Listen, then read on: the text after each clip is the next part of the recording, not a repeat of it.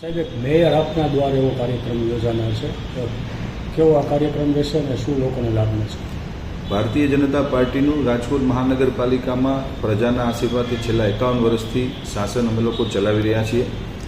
તબક્કાવાર વર્ષમાં મેયર આપના દ્વારે અને અલગ અલગ પદાધિકારીઓ ભારતીય જનતા પાર્ટીના સૌ કોર્પોરેટર મિત્રો દ્વારા પ્રજાકીય કામો માટે વિસ્તારમાં જતા હોઈએ છીએ.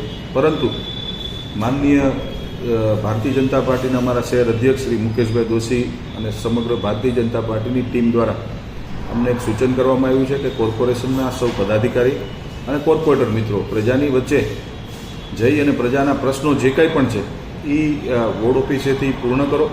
અને એના માટેની આજે અમે લોકોએ બેઠક પણ એક બોલાવી છે અધિકારી લેવલે.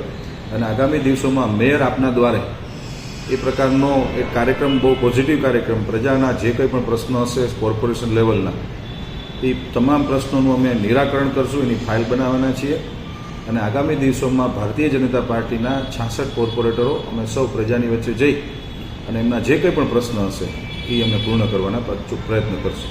કેવા કેવા પ્રશ્નો નામ આવરી લેવાશે?